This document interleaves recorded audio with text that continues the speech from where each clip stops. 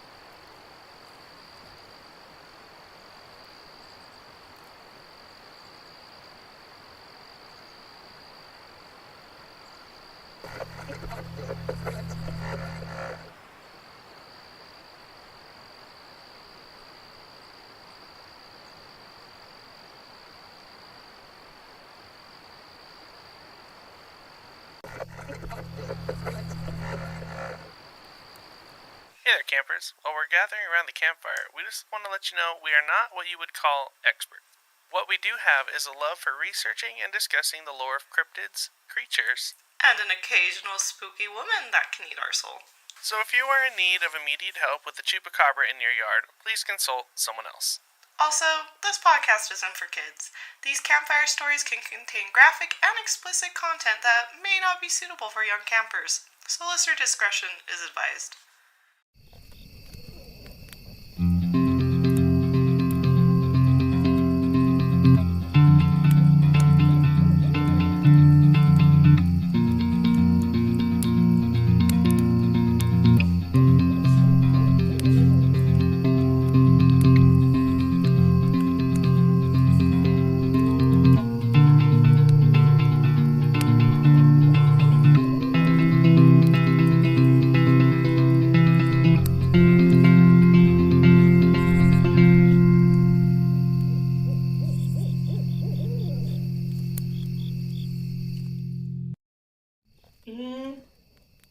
I'm not ready. Well, you better be, because we're live. Hello, everyone. Oh my goodness. Hi, campers. My name is Kimmy, and I'm here with my co-host, Ryan. Hello, everybody. Welcome back to Aloreing, our folklore podcast, where we tell you the history and science of different legends and lore from around the world. How you doing, Kimmy? Well, I just woke up from a nap. Yeah. So, Ryan just saw me stumble, curse, and stumble around the office. Yeah. Trying to get the lights. You guys know us as being the calm, cool, collected podcasters, but behind the scenes, it's been a mess for the past, I don't know, 15, 20 minutes. Like, lights weren't working, files were missing, water is everywhere. Yeah, I feel like a toddler learning to drink without a sippy cup. Life's going wonderful right now. Oh, there we go. Let's see if I can get my lights to work. Look at that, how fancy. For our audio listeners, she's just mashing buttons right now, and her colors are changing. Just panicking. Oh, no. Oh, goodness. Yeah, welcome to the live stream, all your live stream people. Is it recording? It's not doing the wave thing on my end. Oh, it is. Yeah, you're good. Okay. You're good. Okay, perfect. Wow, awesome. Let's get right into this chaos. Yeah, this is gonna be great. I'm super excited. My sleepy brain has not yet has allowed me to wake up. So Yeah. We are here. It's the best time to do a podcast is 10 minutes after you've woken up from a deep nap. The nap where you wake up and you're like, oh shit, Yeah. I have plans. You're like, so yeah, it's going great. So speaking of my sanity slowly being lost, what did you find, Aloreing? So Forgive me if this was last week's Aloreing, Okay. but I kind of have a twofer. Number one, Okay. pumpkin spice lattes are back. I've been getting them. Well, I don't get the latte. I get the pumpkin spice cold brew, but pumpkin spice is back. Yes. And yesterday, the weather finally got cool enough to whip out the flannel. So, tank tops are out. Flannels are back, baby. Let's go. It's sweater weather. It's the best time of the year. We don't quite get sweater weather here in my town, but we get flannel weather, and that's close enough. Listen, there's just something about a good flannel that just makes you feel like everything's gonna be okay. Yeah, it's confidence. Yeah, I think the best analogy for a good flannel is it's very much like a lumberjack that Yeah, has come home after a long exactly. day in the forest. Yep. And he is just going to keep you safe in his big rugged arms. Yeah. So I'm sitting there on my computer at my job at my tech company, like, yeah, I'm a lumberjack. you're like, oh yeah. Yeah, I'm gonna go cut down a tree. You light your forest candle and put on your Bigfoot hat. Straight up. What did you find alluring this week? Oh, well, today is the autumn equinox. Oh. Which, to me, is one of the things I celebrate. Yeah. Because I'm all about just the change in the seasons and all that fun stuff. And that just means it's fall, right? Yeah, that's Okay. pretty much just what it means. Let's go. It's a very, like, just let the summer stuff go. Everything you've been So a good way to think of like these season changes is how you would be as a farmer. Okay. So like the fall is kind of we put in all this hard work growing plants during the summer, right? So the fall is harvesting, reaping what you've sowed, right? So Okay. right now you're gonna take in all the stuff you've been doing, all the stuff you've been working on, and you're going to just kind of harvest it. You're going to start to enjoy it. You're going to see the fruits of your labors. So, Nice. and that being said, I last night at like 10, my sweet, sweet, sweet patient boyfriend, I looked at him and I'm like, I have to rearrange the whole office. Well, what other time would you do it? Right. Like, I get it. So, I always decide to rearrange my room at like 2 a.m. so the background's very chaotic. My desk looks just like Yeah. a tech nerd threw up on it, and it's fantastic. Yeah. And it was one of those move the office things where I wanted to do something for the space so I can have more room to create my like all my stuff, and that didn't work. And I sat on the floor in fetal position, and my sweet, sweet boyfriend was just making music on his computer like, it looks great, honey. Yeah. And I was like, it doesn't. My desk ain't moving. That's exactly what it was. I was like, I just have to fix my spit. Yeah. So just moving me back and forth, a few breakdowns, taking a shower, coming back, Yep. reorganizing, Yep. and then being like, oh, this actually does feel pretty nice. And just my boyfriend and my rabbit watching me slowly lose sanity as I do this. And But back at it tonight after the show, right? you know it. I know. I came home from work and I was like, you know what? It's been a long week. I'm just going to eat some food and watch One Piece. And then I was like, ooh, I want to nap. And then I got my boyfriend a nap with me. And then I woke up 10 minutes before recording. Well, I'm like, well, now I've got to stay up Yep. and clean the office. That's right. You got your power nap in. We're good to go. Yeah, I think so. Like on the note of the office thing, I do want all of our lovely Patreons to know that you will be. I wrote it in the other one. I have the wrong episode thing open because that's where my sanity is. So I want all of our Patreons to know at the campsite resident tier, I will be sending out your campsite welcome gifts this weekend. You've noticed we've changed Patreon. I finally got like a figured out style, so I don't just send a bunch of random shit for all you guys. But the space will allow me to use my Cricut to make shirts, to make stickers, to do all my prints. So we will get there. It's just going to Yeah. take a few more mental breakdowns in gonna- my office. Just dig your way out. Yeah. Speaking, I don't know how to transition that. I don't know. Speaking of insanity, I feel like that's yeah. Speaking of being buried alive, let's get into today's show. that's so good. Cute campfire sound. Such a good one. I'm so proud. Oh, okay. Cute campfire noise.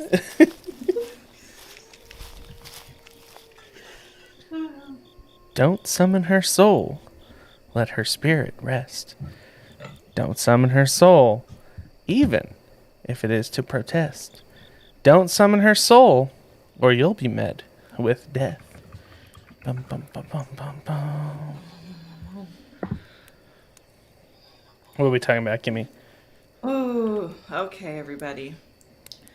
Remember that spooky slumber party game, Bloody Mary? You know, the one that you light a candle in the bathroom, and it's very late at night, and then you call her name in the mirror, saying, Bloody Mary, Bloody Mary, Bloody Mary, and hope you won't be found dead with your eyes scratched out, or claw marks all over your body, or the possibility of being trapped in the mirror forever, and for all eternity. Well, everybody, this week we will be talking about Bloody Mary, an unsettling urban legend with origins from the 18th century England.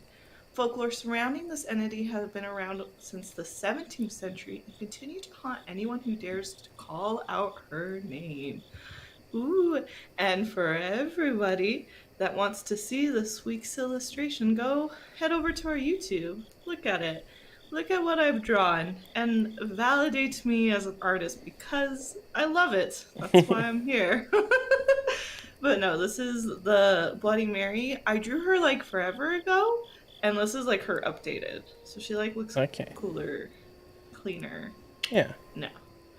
All right. Let's get into this. Before I get into this, do you feel this episode is going to be really spooky? Just like, for you maybe. What? I was a weird kid and I used to like do Bloody Mary and stuff. What? So I'm good. Like I've been through the ringer already. So we're going to get back to that. Yeah. I just learned something very new about you. Mm-hmm. You know, I should figure because you know what snipe hunting is, but we will get back to that. Okay.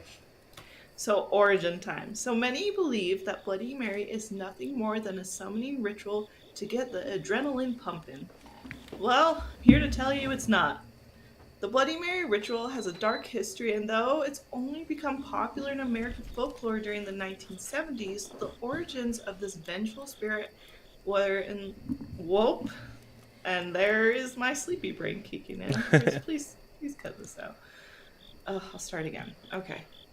The origins of who this vengeful spirit was in life are said to date back to the 1500s. Oh. The thing about the legend of Bloody Mary, it's extremely difficult to pinpoint who exactly she was in life.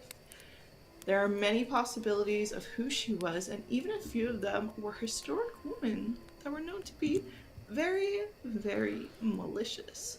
Ooh. So, fun fact, I absolutely adore history. And I could have spent the next 3 hours telling you about Henry VIII and every problem with him and little man syndrome and how like Protestants and Catholicism and all of that craziness. But I'm not going to. So I think my precursor is for this first one. It's just good to know that the church and Protestants were at each other's throat because England, like there's people that were like, oh, we got to keep it this way. And there are people who are like, we want to change and be free of religion. So I got my guess locked in for science and the church or the church already. You're like, done. Yeah. Done.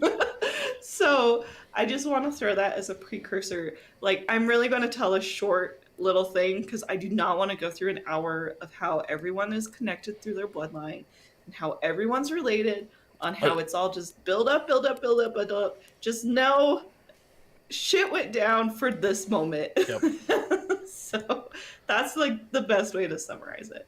So the first is Mary Tudor, also known as Mary the First of England. She was the daughter of Henry VIII and Catherine of Aragon. It is believed to be one of the first possible origins of Bloody Mary.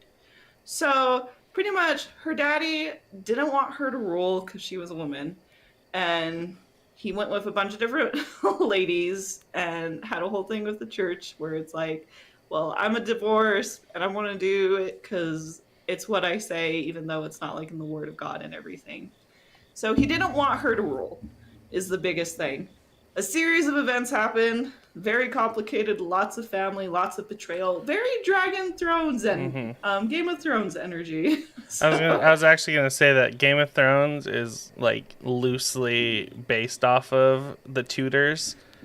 And there's actually a show called The Tudors. I mean, it's like a very like dramatized account of everything that happened. But if you want like the gist of it and still being entertained, like not just watching straight History Channel, check it out.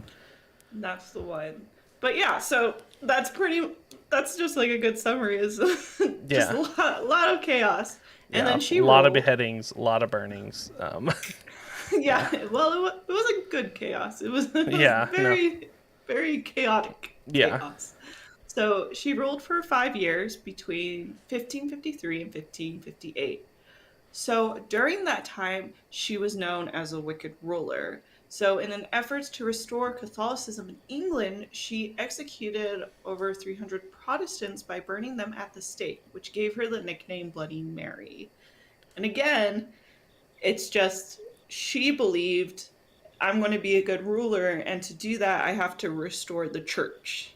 So she killed people against her belief. And it's so hard because no one was really right in any of the stuff. Yeah. It was very just chaos and violence. So it says like she was wicked, but at the same time, she was just doing what she thought was the best and only thing she could do to be respected as a ruler. So hot mess, but she was the first due to all of her intense wickedness. But again, you saw how many people King Henry VIII killed, so double it. Tomatoes. Yeah, pretty much.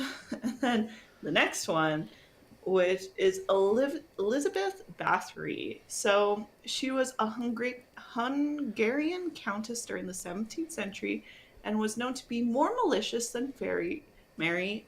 And let me try that again. Chris, I'm so sorry for editing.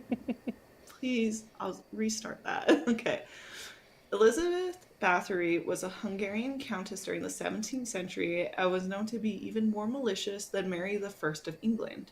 So between 1590 and 1610, Bathory and 4 of her servants were accused of torturing and killing up to 650 girls and women. So wow. Yeah, the most awful thing about her is we don't know how many. It could be anywhere between 100 to 650 of them. Goodness gracious. Yeah, and I'll get into it. And she is also believed to have some ties with vampirism, and you will see why.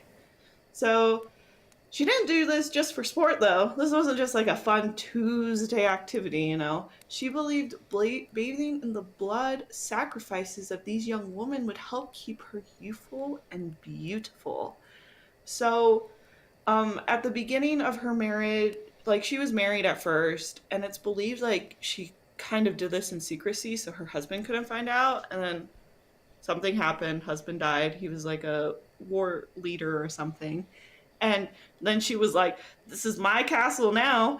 And she got 4 of her servants to help. And a lot of the tendency, that's not the right word. There's a lot of, I can't think of the word, which is awful because this is an audio podcast. Yeah.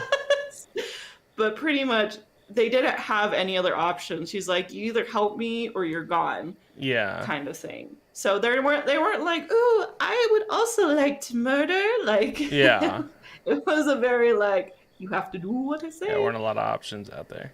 Yeah. So you couldn't just put in your new resume and Yeah. quiet quit, right? So some describe the trial as a witch hunt due to many being against women in power. Again, she now took over her husband's reign of the house, all Hmm. that stuff. But the thing is, there was so much physical evidence and the presence of many that were dead, dying, and imprisoned found at the time of her arrest. So they just went in the house and there were all these bodies. And then there were girls starving, they were on the brink of death. It was awful. And they convicted the four servants, of course, and they kept her imprisoned in the castle for the rest of her life. So this absolutely destroyed the family's reputation and reign of power. The locals weren't shy to talk about the horrible events and how she bathed in the blood of her victims. This soon got her the name Bloody Countess or the Blood Countess. Could you So, imagine murdering almost 650 people and just getting house arrest? what is white Yeah. privilege? Royal privilege. Royal when you can pay for it, apparently. Yeah. And it sucks because, That's like, crazy. the thing is, all of her servants that were having to take part in it were saying, like, I'm not about this. I need help. Please Yeah. help me. And then they were like, Yeah. No, no, no. you will be murdered too. So it was just like, it's super awful. And I didn't want to get into all the things she did to torture people and all that Yeah. stuff. There's so many podcasts that do talk about it. I feel like there's just Yeah. so many you could find Just that find get out by into ghost her. summoning Bloody Mary in your Oh, mirror real quick and ask her. oh yeah. See That why? mirror behind you, you just go. You don't even need the History Channel. Yeah. You got your source right there. Yeah, no, she was just awful. There's honestly there's nothing else about it. Like Yeah. both of these articles are very like, well, maybe she was just put in a bad light. I was like, she just sounds evil. That just Yeah. sounds evil to me. Hmm. Sorry, I needed some water. Whew, I'm a little parchy perch because I woke up from my nap. All right, and then the final one is Mary Worth. So Mary Worth was a witch that was executed in the Salem witch trials. Some believe that she was wrongfully burned, but legends tell of how her tragic demise was well deserved. So Ryan's going to tell more about the short story. I also found like the tiniest sentence in like three articles that said Mary Worth was a woman who killed slaves escaping the South America via the Underground Railroad, but I couldn't find any more on that. Hmm. So I thought it would be just to like bring it up, but there wasn't like anything. And I did a lot of research about this. So if Do the anyone knows anything, Salem witch trials line up with? I don't know dates good enough. oh no, I don't know dates good enough. Like Yeah. history is just like a blur of when King Henry VIII was fucking different Yeah. wives to It just me. all happened at the same time. It's just like a cool. It's just like all at the same time. So I'm not sure. I'm so bad with dates, but maybe it's. I don't know. There's such a big timeline in the legends of Bloody Mary, so it could be any time. So on top of these like historic possibilities for Bloody Mary, there are many different legends that tell of a Mary with a restless spirit. So from a young girl who meets an untimely death to the tales of a woman who either committed suicide because her baby was stolen from her or because she was accused of murdering her own children. So there are a ton of different legends, all varying slightly, but one thing is always the same. Her spirit is now believed to haunt anyone who calls her. So, though we may never know who the OG Bloody Mary was, we do know mirrors play just as big of a role as she does. So, this is part two of like what makes the legend so spooky. So, For the longest time, many believed that mirrors are a portal between worlds. In ancient Greek, sick people visiting temples would be instructed to look into a mirror. If a healthy looking apparition stared back at them, they would expect a swift recovery. But if the apparition was ghoulish, it meant that their days were numbered. So, I like thinking of that in modern terms. It's like if you look in the mirror and you're like, "Oh man, I look sick." Like you're just. It turns out you might be sick.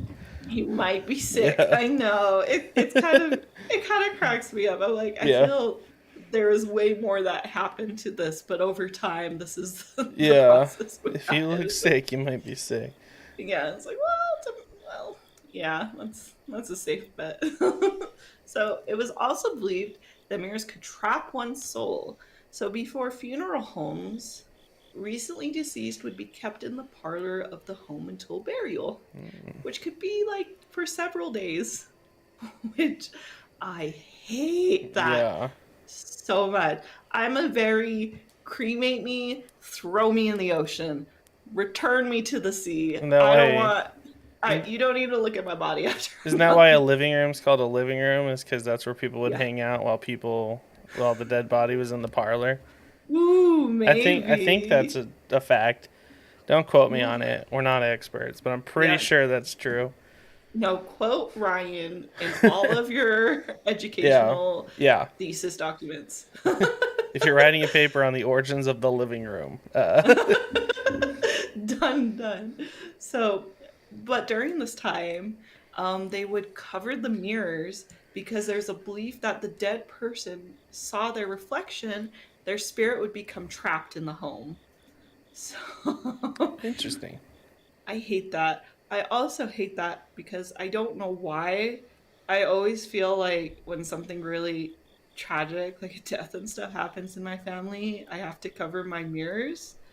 But I never understood why. So maybe that's why. I just realized it. Yeah, you're subconsciously like doing what people used to do.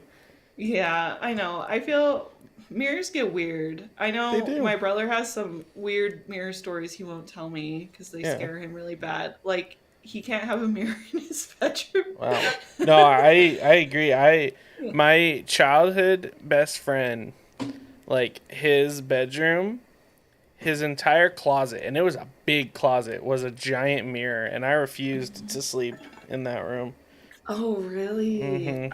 I, when I was in Old St. Georgie for a minute, I had a place where it was the same thing. It was the closet mirror, and Uh-huh. like the feet of my bed faced it, and it Oh, didn't bother absolutely me. not.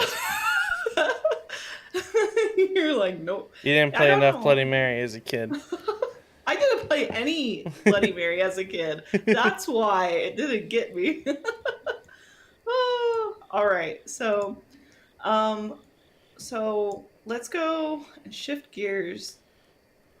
Let's shift. I'm sorry. I'm really all over the place, you guys. Let me try that again. Well, one of the most famous rituals mentioned in the footnote of Robert Burns' 1786 poem Halloween says how unmarried girls. Oh, this is why I'm so confused. I didn't read the transition sentence. Chris, I'm so Oh. sorry. Okay, transition sentence, then we're good. So, how does this tie in with Bloody Mary? How do mirrors tie in with her? Well, one of the most famous rituals mentioned in the footnote of Robert Burns' 1786 poem, Halloween, says how an unmarried girl could call to Bloody Mary in a mirror in order to see the face of her future husband. Hmm. This ritual even found its way into the US after World War II. And then folklorist Janet Langlois published the first academic writing of the legend in 1978, and it wasn't long till the belief of summoning a mirror witch became widespread throughout the US. The combination of a scary, simple ritual using just a few household objects, including a mirror, a historic murderous woman, led to the popularity in the Bloody Mary that we know today. Hmm. And though she is most commonly known as Bloody Mary, my girl has accumulated a few nicknames over the century. So here are some of her more common ones that you've probably heard. We got Hail Mary, We got Mary Wales, Mary Worth, Mary Wales, not Whales, Wais. We got Blood Countess and Bloody Countess. So to this day, Bloody Mary is definitely her go-to and what she is most famously known by. So now I'm gonna hand it over to Ryan so he can tell you all about what makes the spirit so vengeful and malicious. All right. Well, I got a couple origin stories and then some maybe sightings. So, the first origin story, in the 1800s, there lived a young girl named Mary. During this time, an illness washed over their hometown, and many people dropped dead very quickly, or so they thought. Mary had caught this illness and became bedridden. It wasn't long till she seemed dead. A physician came, and like they would with any deceased body, they checked for a pulse and put a mirror under her nose to see if she was breathing. When they didn't see any response, they announced her death to the parents about their little girl. Now, though she was dead, there was a rumor that this illness would make people seem dead for weeks when they were just in a deep slumber. Holding on to hope, their parents laid her coffin in an unburied grave and put a small hole in the nailed coffin. There, they weaved a piece of string through it and attached the bell above her grave. That way, if their sweet Mary was to awaken, they could easily unnail the coffin and pull her out. Oh, slides got out of order. So this little diagram is kind of what was going on there, which is just terrifying, to think about. Reason 56 of why I want to be crazy. Yeah. Yeah, no shot of being buried alive. So days passed, then weeks, but her parents never left their home, hoping that she would ring the bell. But neighbors and friends told her to accept that she had passed. They offered to fill her grave and leave the string as is, so if they ever did, they could pull her out of the grave. The parents thanked them and left their home for the first time in weeks to process the loss of their daughter. So I bet you can guess what happens next. Now, after filling the grave and stepping away, Mary had awoken from her slumber and pulled on the string. But her parents are gone and the neighbors have left. She kept pulling and pushing and pulling, and the string snapped off and she began to panic. She started... now she's panicking. Yeah. She wasn't panicking before. So she started clawing and scratching at her wooden prison until her fingers bled, and then she cut scratching till she suffocated to death. So later that evening, when her parents arrived home, the father realized that the bell was yards away from its original spot and called his wife to help dig up their daughter. When dug, they unlatched the coffin. They found Mary in a petrified state, her hands like claws, covered in blood, same with her white dress she was buried in. They put a mirror under her nose to see if her breath would show. Condensation was shown on the mirror, but even so, she was dead. Her spirit is said to have been attached to that mirror, and now, whenever one calls Bloody Mary 3 times, she comes and claws at the unknown victims. So... great. I hate it. Yes, that one's like a little sad version of it, like... Yeah, it's just like a sad lost girl spirit. Yeah.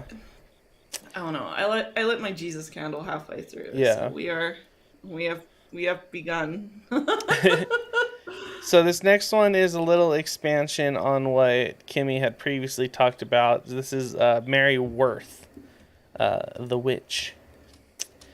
So many believed that Mary was a witch simply because she lived in the forest and would sell herbal remedies to nearby villages. Locals were very wary of Mary and believed that if they got too close to her or their animals, they would be cursed. They even went as far as shunning anyone who chose to partake in her herbal remedies. Classic. Classic village. Classic village. As more rumors of Mary spread, more young girls started to go missing. The local villagers searched everywhere, but to no avail could find the missing girls. Some of the braver villagers even ventured towards Bloody Mary's cabin to search for the girls, where the witch told them she didn't have anything to do with them disappearing, as someone who was stealing children would say. That sounds exactly like something a kidnapper would say. There's no children in my basement. We asked you if you had seen anyone. Why are you mentioning the basement? They hear the like. Yeah. That's great. Oh, it's just the mice under the floor. So the villagers were suspicious, obviously, and noticed that her usually elder and haggard appearance began changing, and she started to appear more feminine and youthful. This wasn't proof, though, and they went back home to continue their search. A few nights later, the miller's daughter was captivated by a mysterious noise that only she could hear. Whilst her mom was sitting up in bed treating a toothache using herbal tincture. Tincture. Oh, wow, what a role reversal we're having. Oh, that's... See, listen, the few things I have in my dictionary. Yeah. Witchcraft and spell preparation. So she was using an herbal tincture that she had bought from Mary. Mary walked out of the house and towards the forest in a trance-like state. Oh, I misspelled it. I didn't mean to say Mary. That's sorry. The miller's daughter walked out of the house towards the forest. My bad. In a trance-like state. Her mother was frightened, naturally, and called for her husband, and they both shouted for her to come back, but nothing was getting through to her. The miller then grabbed a few townsfolk to help, and that's when the farmers noticed the light at the edge of the woods. As they got closer, they saw Mary Worth. She was holding a glowing wand. It's just like old school Harry Potter witch, pointed at the miller's home, which the little girl was heading straight to. Seeing this, everyone from the town quickly got together with pitchforks and guns and went after Mary. She broke the spell and made a run deep into the forest, but she needed to be quicker than that. I need you to know for a minute, I did imagine the Loveland Frogman. Yeah, with his little wizard outfit. And then ran away. Yeah. Get off my bridge, and then he just jumps away. Sorry. So, where was I? So the farmer loaded his guns with silver bullets, smart man, and fired a shot into her hip that knocked her down. The villagers dragged her kicking and screaming to a stake and burned her for her wicked deeds. As she burned, she cursed the whole village and said if they ever dare utter her name in a mirror, her spirit would return and she would get her revenge. After this ordeal, the villagers went to the witch's home to search for the missing children. That's when they saw rows and rows of unmarked graves and bottles of the children's blood used to make her more youthful. My bad. This giving her the nickname Bloody Mary. And now, just because I know Kimmy's already terrified, we're going to do some sightings. Great. So this first one is from a summer camp. So, a group of girls attending a summer camp on an island called Antarctos in the Pacific Northwest decided they were sick of exploring the woods. They were all right around 8 years old, and after a few days of being stuck outdoors or so, in their old gross cabin, they came up with a plan. To get away from the group, that night they decided to all pretend to have food poisoning. The group of girls rushed to the bathroom with a flashlight in hand, convincing everyone else that they would be out for the rest of the night. While in the dingy, dark bathroom, one of the girls in the group, named Jessica, came up with a spooky idea. She suggested that they all play Bloody Mary, and with nothing better to do, the group of girls agreed. One of the girls went... Yes? I need to intervene.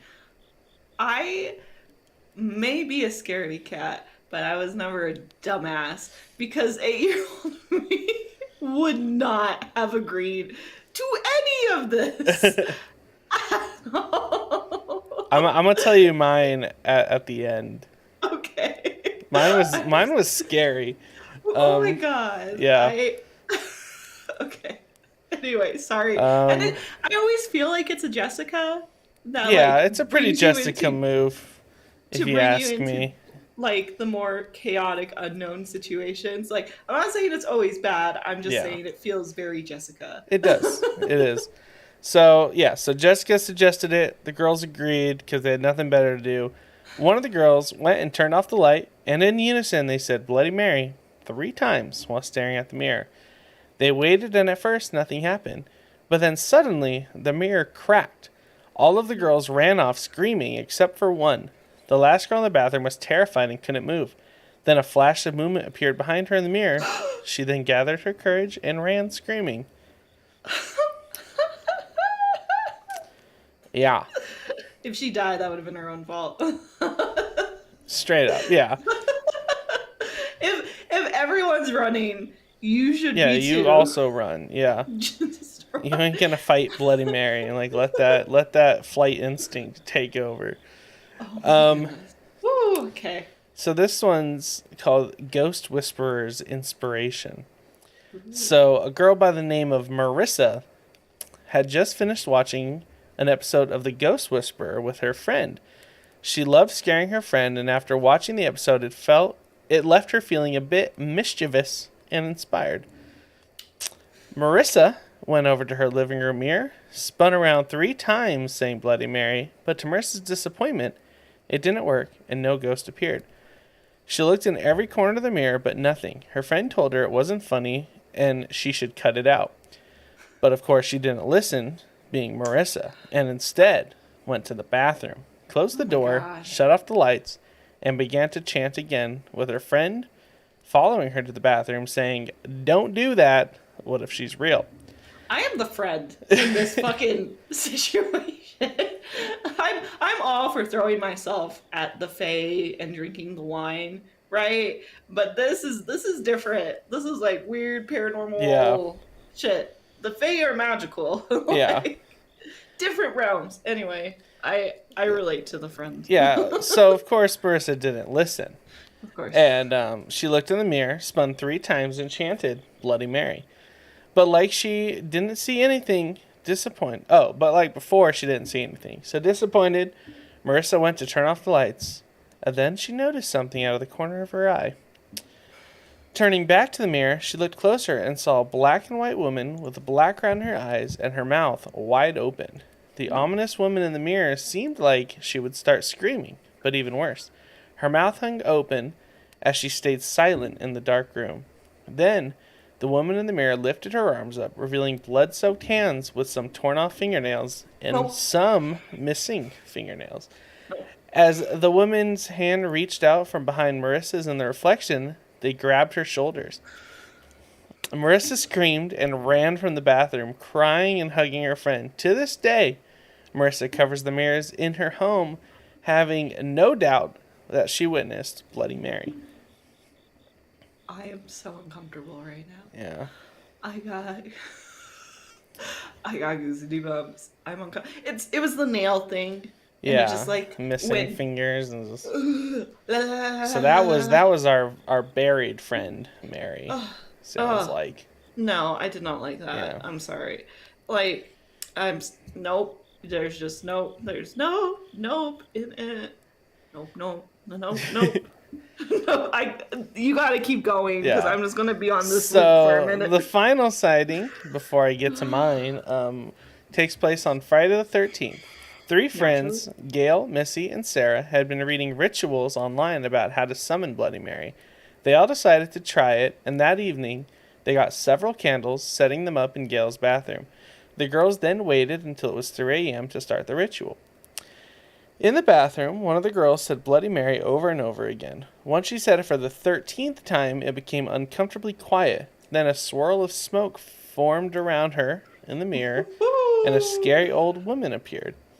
The trio screamed as Gail ran and turned on the lights. Bloody Mary had vanished, and Gail's mother ran to the bathroom to see what had happened to the girls.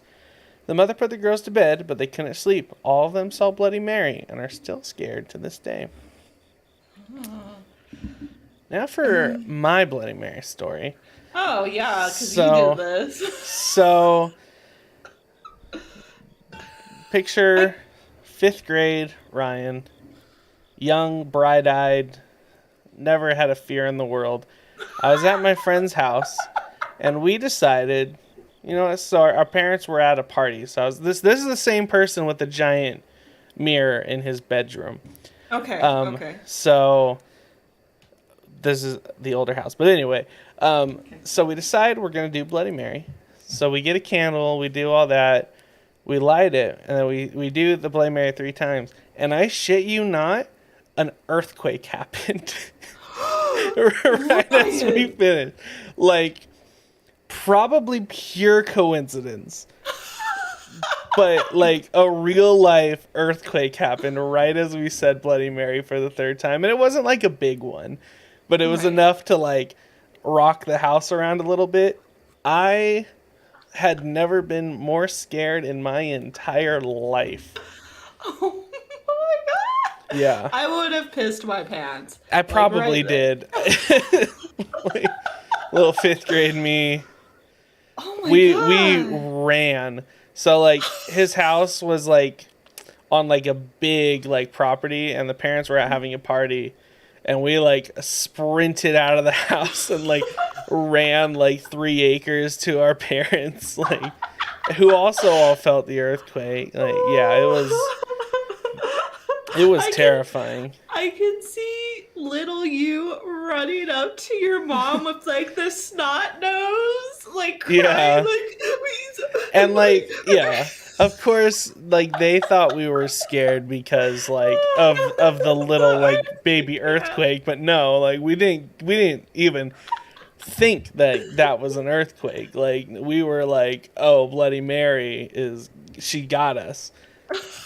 You're like, this is it. We're in upside down. Yeah, I was like, I knew we shouldn't have done this. So that was the first and only time I ever did Bloody Mary, and I will never do it again. Okay, I love it. That's fantastic. Yeah. Oh my gosh! Wow, I'm not surprised that you did Bloody Mary, but I am surprised with the story outcome, and it's better than what I thought it was going to be. Yeah, no, we didn't, like, see anything or have any, like, mystical experiences, but we caused an earthquake in the entire Western Hemisphere, so...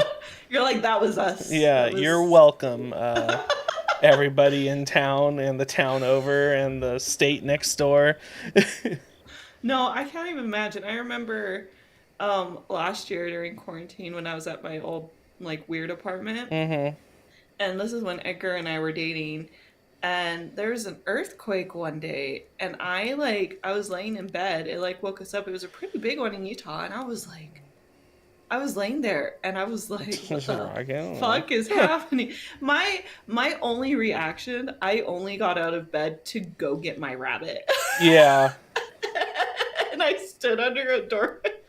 Yeah. I was like, I don't know what's happening. Earthquakes are the weirdest things. You're just like, it is what it is, Like, there's literally nothing you could do except for, like, ride it out and hope for the best. Well, I feel like I've experienced, every time I've been to California, I feel like I've experienced a little one. Yeah. So, like, in California, I'm like, oh, it's a California earthquake, right? Yeah. But it was so weird in Utah. I was like, yeah. And that's what this one was it was the aftershock from, like, a California one. Oh. Because I remember the news the next day was talking about it. So, my bad, California, for causing an earthquake back in... When would that have been? Early 2000s? That's on me. 100%. Well, while people are still recovering from that earthquake, we'll take a little moment to hear a word from our sponsors. And we still don't have an audio made. So, once again, we're just going to wing it. I don't really have any images here, just this commercial break, but I don't know. You've been making all sorts of stuff, Kimmy. What's new? What do we got? Ooh, I thought I put a picture here. I'll probably put it in post because now I have a little bit more time to edit these videos. Sorry for all our live listeners, but we love you.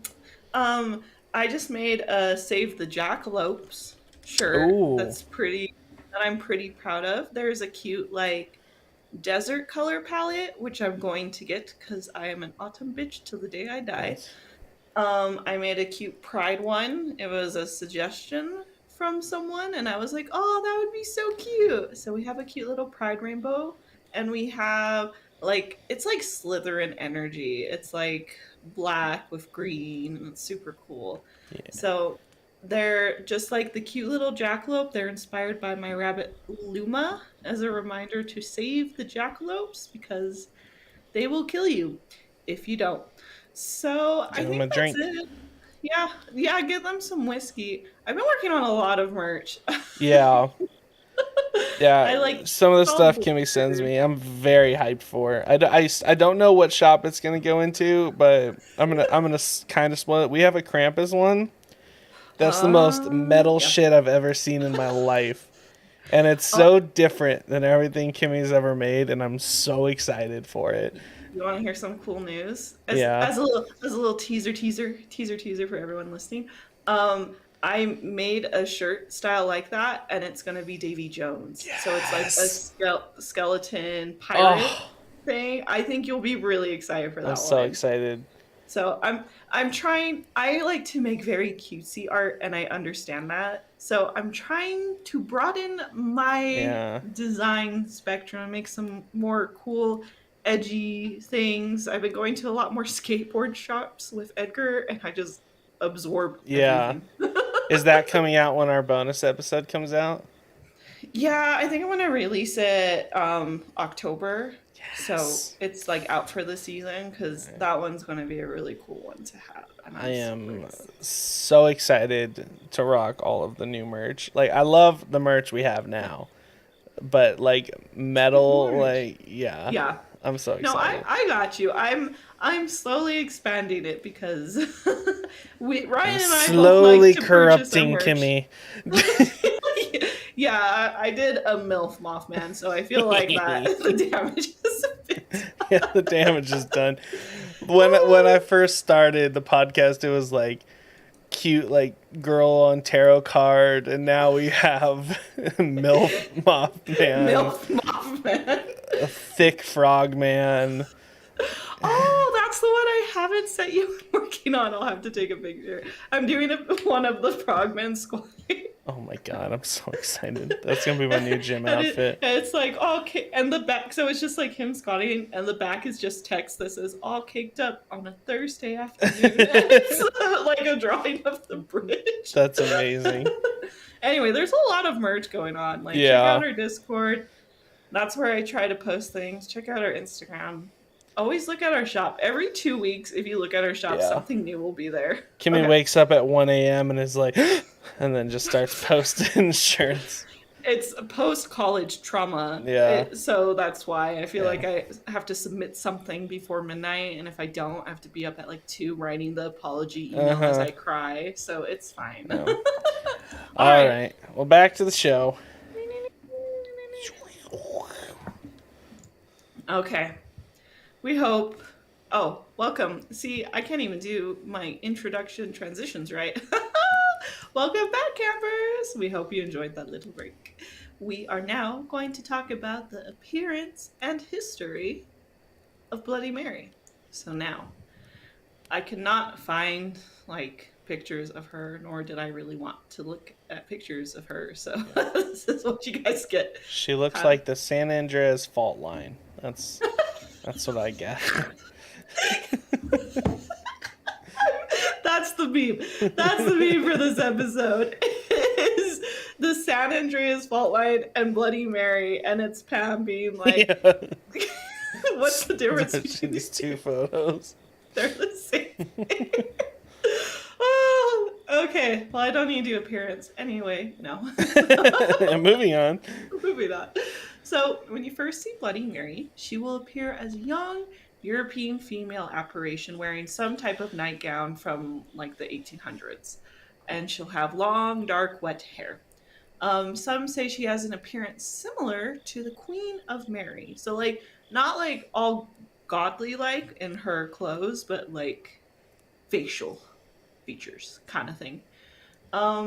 So there's nothing strange or spooky about the appearance at first, but that quickly changes. After a few seconds, her eyes will form into dark, hollow holes as if her eyes have been gouged out, and it feels like she's staring right into your soul. Her mouth will curl into a wicked smile as it slowly stretches from ear to ear. It's even been reported that her clothes will become dirty and blood-stained. Overall, her presence does a complete 180 and becomes incredibly unsettling. Now, on top of looking like an absolute nightmare, her personality matches. Some say she is neither good nor evil, but from what I read, I'm gonna say the girl's evil, 1000%. No doubt about it. Depends. Really? We'll see. What did you put on the We'll alignment see. chart? We'll see. Okay. She's cute. What? Just kidding. I'm just kidding. Now I know how you feel. What is this blasphemy of an episode? She's a goth. She's like a edgy goth girl, you know? Like, what can I say? I corrected you on spelling and you're on my alignment chart. The tables have turned. Kimmy, it's the equinox. It's the Things are changing. You just Astro Girl on me too. You just pulled a me where you're like, it's the autumn equinox. Mercury is just hella in retrograde right now. This feels so weird. Am I in the upside down? Wow, I don't know how to process this. I feel like my whole world has just shifted. It is a real role reversal this episode. Oh my goodness, I can't. All right. Anyway, being a paranormal entity, she has many different abilities. This is a long list. Please intervene. Need some help? We can go back and forth. Ooh, yeah, let's popcorn it. Popcorn reading. All right. So I'll start. Disfiguring or ripping one to shreds. Gouging out one's eyes. Killing or decapitating. Turning someone insane. Dragging them into the mirror with her, never to be seen again. Stealing your soul or leaving it burned. And I don't know what they meant by leaving it burned. I think that means like damned. Oh, I thought it was just you'd smell smoky. Well, maybe. Like a little sunburned. It's a little bit of both, actually. That's what a damned soul is. Ear-piercing screams. Being cursed. Strangling them in the mirror reflection. So not physically doing it. Okay. But like she strangles your reflection. Yep. Snuffing out candles. And draining and drinking your blood. And last but not least, causing a 7.5 magnitude earthquake in the Los Angeles area. I can't. That's like the best fucking Bloody Mary story ever. I will never get over that. It's true, too. Like, this is Scout's honor. This is the stories I wish I found on Reddit. Yeah. It's like, I caused an earthquake. Yeah. It's like, yeah, you may have saw your best friend dragged to the pits of hell, but I caused an earthquake. Yeah. Back in 5th grade, there wasn't, like, the internet wasn't, like, very big, or else I definitely would have made a TikTok that was like, my bad. Sorry about that one, guys. Like, that one's on me. I know. I would have hated to have the internet when I was younger. MySpace was already a mess as it was. Yeah. Oh, jeez. She is a very powerful entity, and the only thing keeping her from tormenting everyone is a very thin piece of glass. Remember that, folks. Thin piece of glass. Thin, like my patience. So this is cool. There's like a lot of really cool retro Bloody Mary cards, like postcards that you've kind of been seeing throughout this presentation. And I like them because they're like scary, not scary. Yeah. It's like, ooh, that's a little spooky, but it's like bright colors and there's a witch shadow and it's like, ooh, like vintage spooky. Yeah. And I think it's absolutely charming. All right. 1 second. I have like a hiccup that won't come out. Are all these postcards like just spooky Halloween postcards? Yeah, they're just like Halloween to be like, on Hallows Eve you'll see your married spouse, or beware of the Grim Reaper for all you single ladies kind of thing. It's really cute, actually. I think they're quite charming. Like, I want one. Yeah, that's fun. So now, Miss Bloody Mary is absolutely terrifying, but did you know the ritual didn't start out that way? Historically, these rituals were actually performed to see who you'd marry. Oh. So they weren't used to summon an evil spirit. The ritual that Robert Burns mentions in the 1786 poem Halloween explains the following. So this is what I brought up at the top of the episode. So a young woman would have to walk up a flight of stairs backwards in a dark home while holding a candle in one hand and a mirror in the other. It said that if they gazed into the mirror, they were supposed to see a view of their future husband's face. But there was a chance they would see a skull or the face of the Grim Reaper instead. Oh my. And this meant that they would die before getting married. Oh. So this begs the question. What if you're not straight? If your partner ends up being a female, do you get like a try again later in the mirror? Because the point of this ritual is your future husband. The screen just says error 404. Like. It turns blue and it glitches. You're like, I don't even get this joke. It's not even relevant in our time. What does that mean? 404? Like... What does that mean? What does it mean? What does it mean? It's 1780. Am I supposed to understand this? They're like, it's the devil on one leg. He's on one leg, everybody. It means extra death. Super death. I also love this idea, like, because in so much like historical writing, like they'll refer to lesbians or like partners as best friends that live together. Yeah. So, they're just really close. Maybe it just comes up with an emoji that says BFF. Oh. Too. So just a fun like food for thought kind of moment. So there are also versions of this ritual saying that a girl would have to eat an apple or comb their hair in front of the mirror while calling Bloody Mary, but the results of seeing a husband or spooky skull were the same. And I think this is more just like because you're just staring at the mirror for a while, and that's two things that just take a long time. And of course, seeing the Grim Reaper would cause a good jump scare, but there was no need to worry about being harmed by it. The more lighthearted ritual did evolve into something much darker. So the ritual today is used less to find your future marital status and more to get a good scare, like Ryan has experienced. So though everyone has their own twist on how to summon her, all modern day rituals seem to contain these elements. So have an individual or group ritualistically invoke her name in the act of catopatromancy. I know that word. I can say that word. I can't say that word now. So that's what you guys get. Which means divination by mirror or by crystal gazing. Look into the mirror placed in a dimly lit or candlelit room. Chant her name in the mirror 13 times. Some say 3. Some say 100. I really think it just depends how you're feeling that night and how far you get into it. It only took me 3. Only took Ryan 3. And then the best way is you either chant Bloody Mary, Hail Mary, or Mary Worth to summon her soul. And as a result, her apparition will either appear as a corpse, witch, or ghost in the mirror, sometimes covered in blood. If she's having a good day, she will appear in a less malicious form and leave you alone. But if you catch her on a bad day, you better buckle up because you will feel her wrath. Remember all those awful abilities she had that we popcorn read? You're going to experience at least one of them. All of them. None of them simultaneously. Actually, Ryan is correct. All of them at the same time. It's a lot.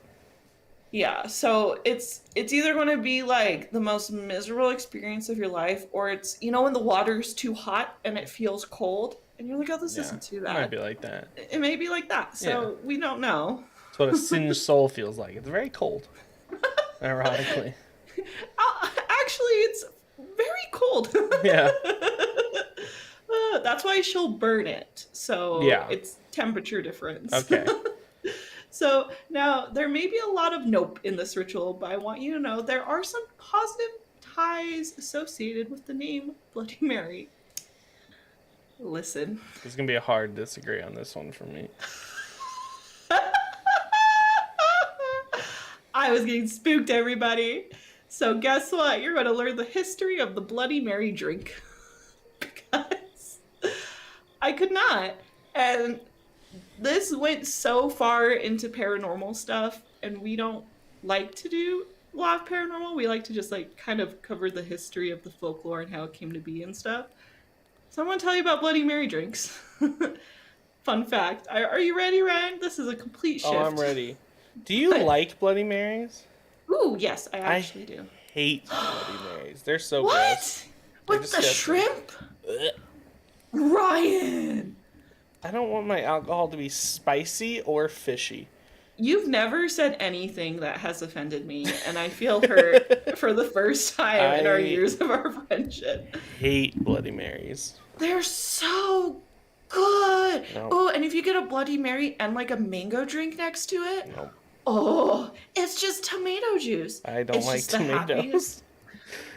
Anyway, Ryan, what's the history? Shut up. Don't even say anything. All right. So there are different origins and myths on how this cocktail came to be.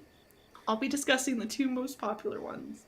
So in Paris of 1920s, an American bartender by the name of Fernand Petito created this. That's not right. What is it? I don't know. Patois, maybe? Patois. I just think either way, it's a funny name right. for Fernando. Fernando. It sounds like a Lady Gaga song. Fernando. Okay. Created this tomato cocktail. Harry had his New York style bar shipped to Paris, and it became the American destination during the Prohibition era. At the time, people escaping the Russian Revolution arrived to Paris and would bring vodka with them. Fernand didn't like the taste of alcohol and began to experiment with it, mixing vodka with countless cocktails, but having them all fail. That was until he heard of a tomato juice cocktail from the Americas that had no alcohol because of Prohibition. And then he mixed equal parts of this tomato juice and vodka. When Prohibition ended, he brought the cocktail to New York City and named it the Red Snapper. After spicing up the cocktail with additional ingredients, it was later called the Bloody Mary after Queen Mary and her bloody regime against the Protestants in England in the 1500s. So it all ties together. I told you I'd make it tie together.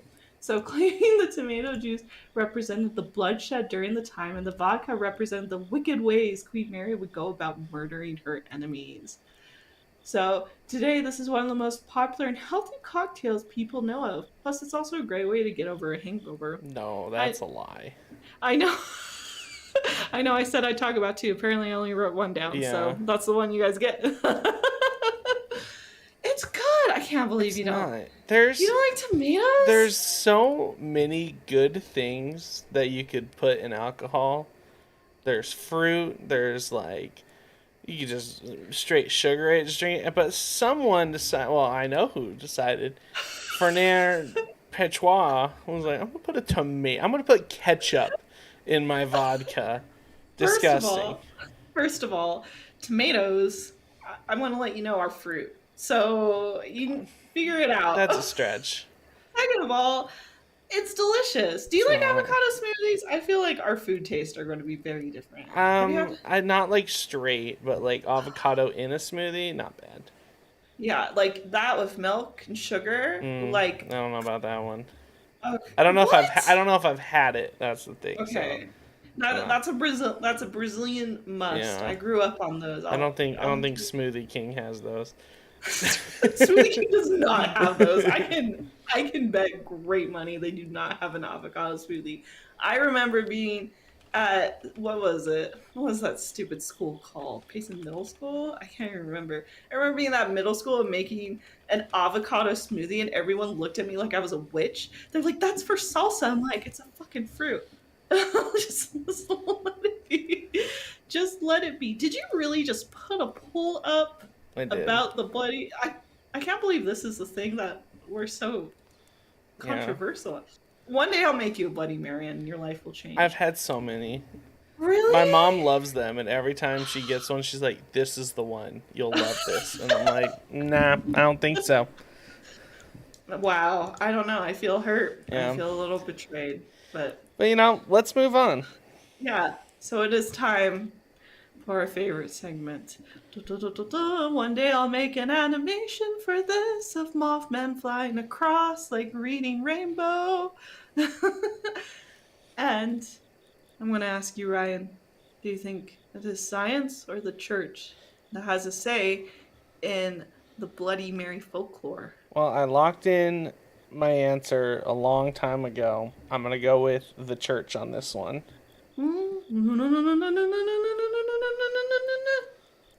You were wrong. I'm sorry. Seriously?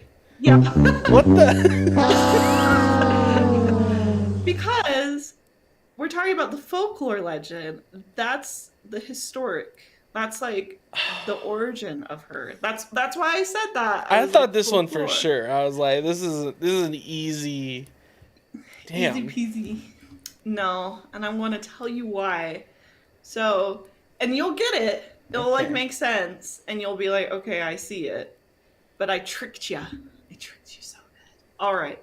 So it's believed that Bloody Mary is nothing more than a hallucination as a result of psychomantium, which is mirror gazing. So psychomantium was popularized by Raymond Moody in his 1933 book Reunions, Visionary Encounters with the Departed Loved Ones.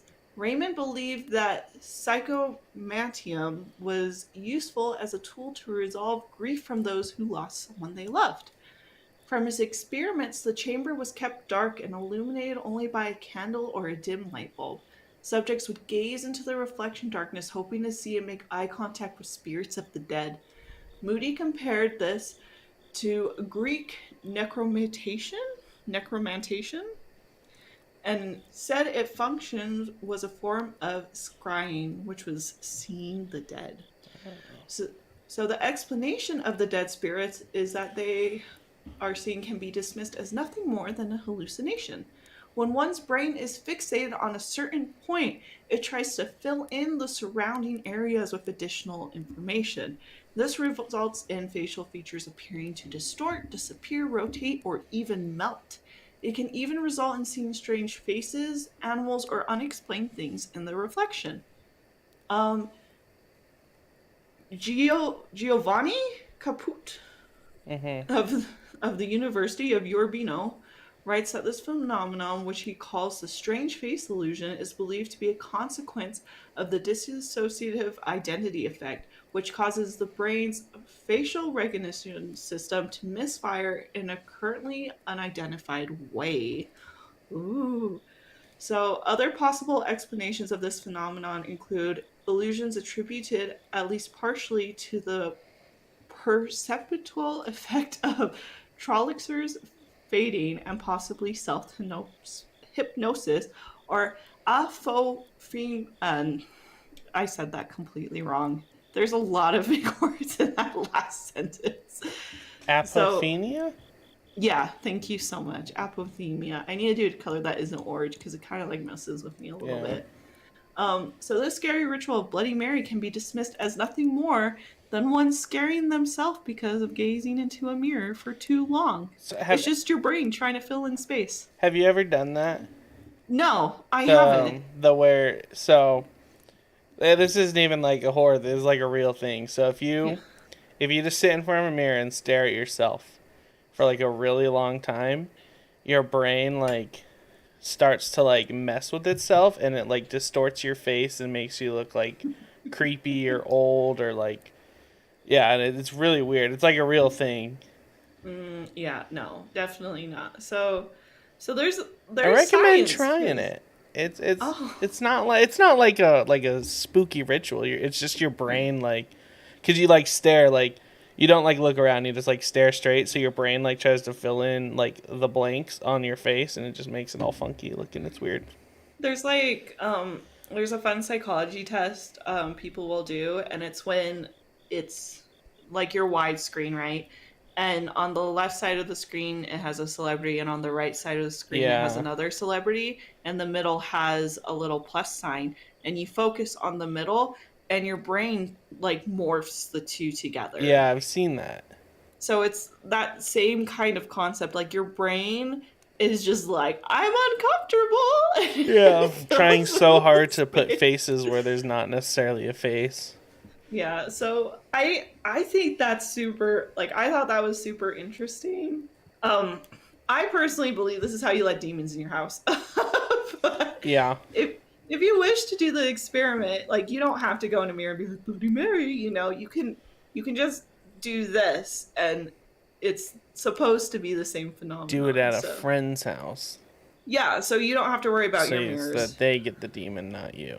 I Yeah, also that's would the like to say that it's 100% no's on Bloody Marys in the YouTube poll. So nah. just saying. They're delicious. Just saying. Ryan, one day Yeah. you will come over to the Bloody Mary cocktail. A Bloody Mary's so good on like a hot summer day on the beach. You Mm-mm. have that and like a mango drink or a coconut. Nope. Oh, it's. I don't know who you are anymore. All right. Well, should I tell the folks how to summon a demon? Yeah, I'll keep my candle lit. I was about to. All right, everybody. We're doing something a little different on Modern Takes. Today, I'm going to tell you how to do this if you decide, like, you know what? I'm gonna cause an earthquake. All right. So, first off, I'm just going to say do not do this, just in case. Disclaimer. This is not me telling you to do it. This is me telling you how to do it. So, Two different things. step one, you're going to choose your place. Like I said, I recommend a friend's house, not your own house. Completely dark. If you have blackout curtains, close those bad boys. Nighttime works. A bathroom's nice because it has a nice big mirror for you. Step two, you're going to need a light source, such as a candle, a match, or a lighter. And they do say that, like, a flashlight will work, but I don't know about that one. I feel like it's got to be a fire. So, Yeah. again, wait till nightfall. Set up the mirror, turn out any lights. Then, you're going to look in the mirror, make eye contact with yourself. And then you're going to say it out loud 3 times. Well, it depends on who you ask. Some say 3, like Kimmy said earlier. 3, 13, 100. I say 3 because that's what worked for me. So yeah, then you're just going to stare for a little bit. And then, maybe you'll see Bloody Mary. Maybe you'll cause an earthquake. Maybe someone will grab you. What were the other options? Get your eyes gouged out. Yeah. Your soul burned. So again, Choke you through the do mirror. at your own conscious. When you're done, make sure you extinguish the candle, turn on all the lights, leave the room, and this is the kicker, never use that mirror again, which is why I recommend doing it at a friend's house. I love the idea of doing it at a friend's house and not telling your friend Yeah. you've done it, and then your friend messaging you. Like, there's been some weird shit I've seen. I don't know. That's crazy. You're just like, Yeah. just gaslight them. Yeah. It's like, I don't think I they're don't know what you're ready talking for about. this. You're crazy. There's no demon in your mirror. Oh, that cracks me up. Woo! Yeah. No, I think the only like add-on is 3 a.m. or 3 p.m. is like when the veil between worlds is yeah. the thinnest. So like that's always a really good time to get a good spooky solid scare in. Yeah, no, I hate it. That's great. We aren't telling you guys what to do. Yeah. I was telling you what not to do. We were telling you what not to do. Yeah. And if you did what we told you not to do and something happened, that's on you. That's on you, and you should email us about it. Yeah, let us know. So that we know, know what not to expect. Yeah. Yeah. You know what we mean? And if I feel an earthquake when this episode comes out, like a couple hours later, I'm going to be shook. I Literally. swear to God. Could And you you're doing imagine? twice. What is this episode? What is happening? I just Oh, need to just stop wait for a till second. the next slide. Oh God. Oh God. All Oh, right. sorry. Do we have You said could you announcements? imagine? Yeah, I have All announcements. right. I'm sorry, I cut you off. Could you imagine? It was, and then I realized it was just a. Oh no, I was just saying, could you imagine just if an Oh earthquake yeah. happened? Like that'd be crazy. All right, we're waiting for those earthquakes. All right, let's go to the lore report. Whoa. Tell you guys what's going on. One day we'll have a sound effect. It's the So. lore report. Ding. Oh no, I like that better. It's the lore report. Yeah, okay, we'll work with that. TM. Yeah. TM. So everybody, we've got a bunch of new campers recently, and I want to take a Ooh. moment to direct you all to our social media channels. If you're wanting updates about new episodes, good old memes, illustrations made by yours truly, ridiculous videos, and just general podcast updates, go give us a follow. We are on Instagram, Twitter, Facebook, YouTube, Discord, probably something else I forgot at this moment in time, but we are on all the social media TikTok. channels. Oh, we're on TikTok! Very active on TikTok. I'm trying so hard on TikTok, everybody. It's great. It's great. They're funny videos. People like them. It's fine. So another reason to give us a follow is we have some pretty great giveaways lined up for our Instagram and Discord. I have a Cricut. I have a printer. I have a Cricut shirt press. I have vinyl. What? This is just craft shit, and that's not even including what's in the closet. There's so much. So we got some lovely prizes lined up for you guys.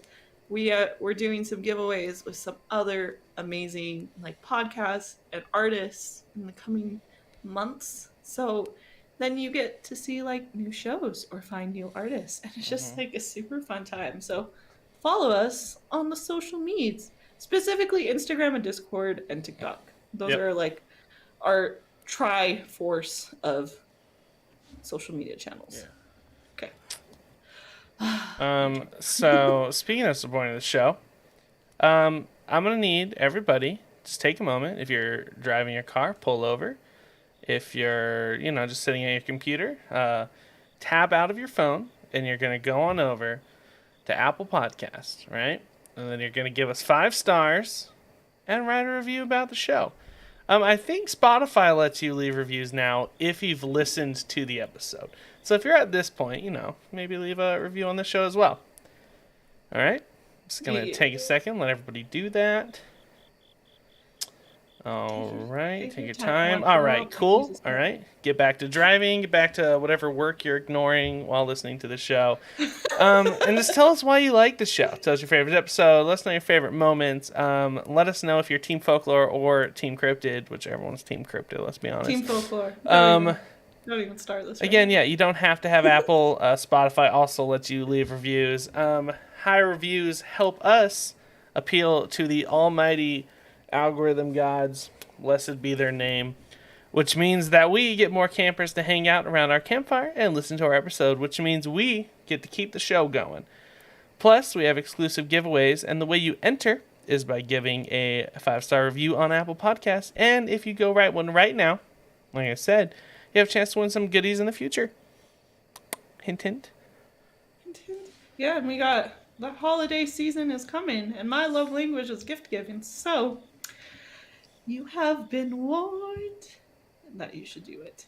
And our final update, you can go vote on what episode topic we cover in the future on Patreon right fucking now.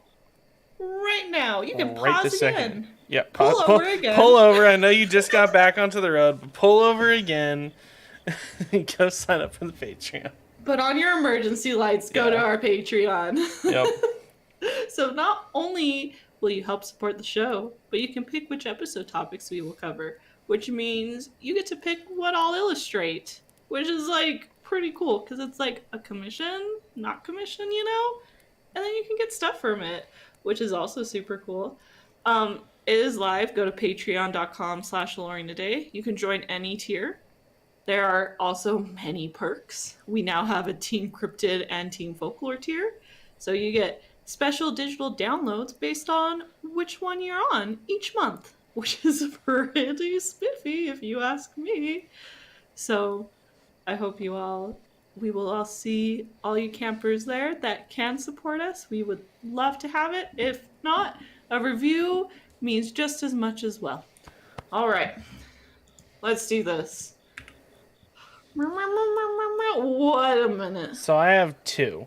Wait a minute. So I had two drastically different stories. I was sitting here staring at the Aloreing alignment chart.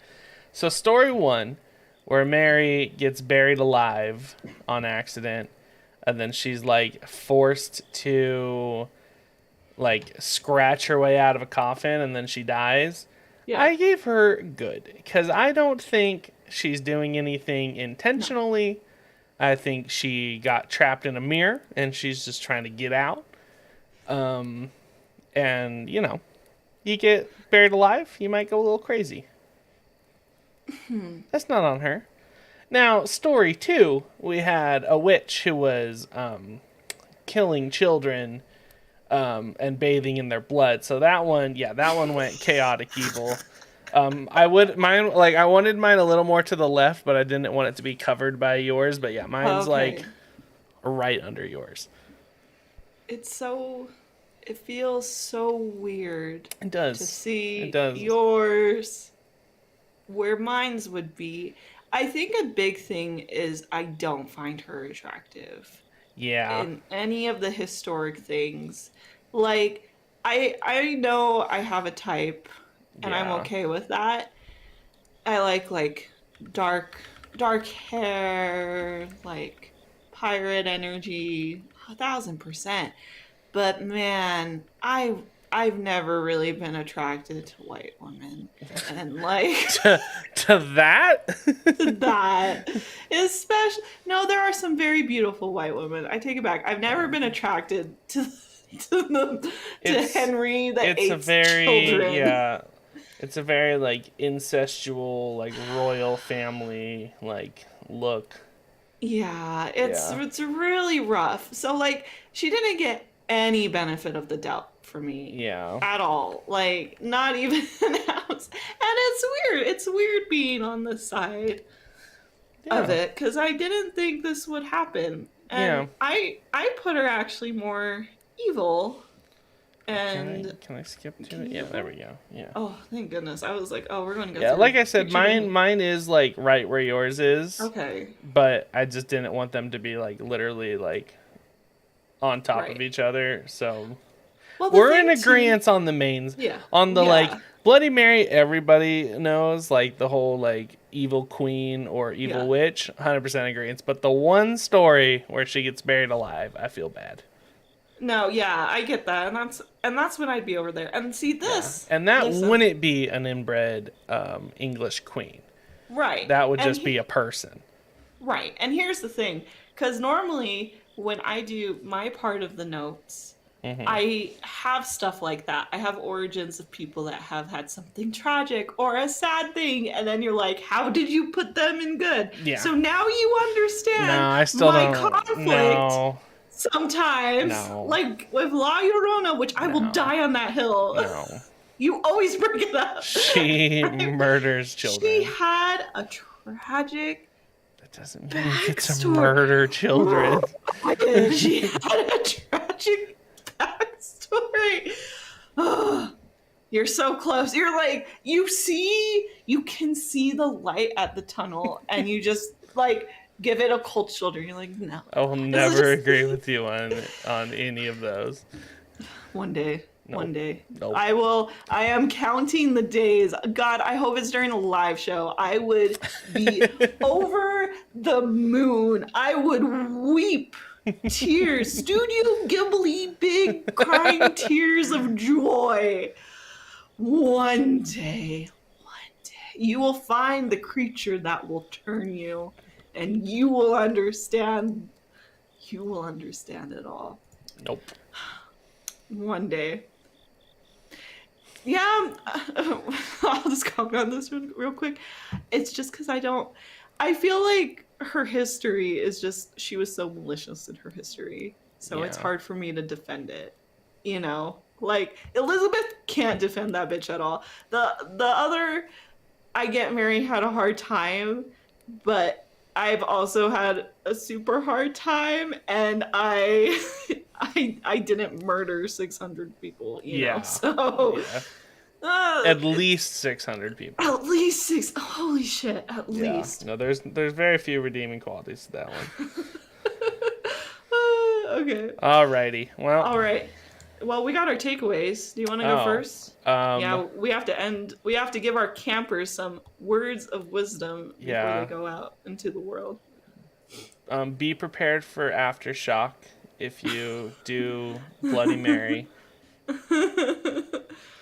I'm trying to think of a way to work in rituals don't work if you're gay without it sounding terrible. Yeah, because when you put it that way, it doesn't sound great. Because I'm like... mirror rituals are homophobic. Mirror rituals are homophobic. There we go. Yes. There it is. And expect aftershocks. Yes. Perfect.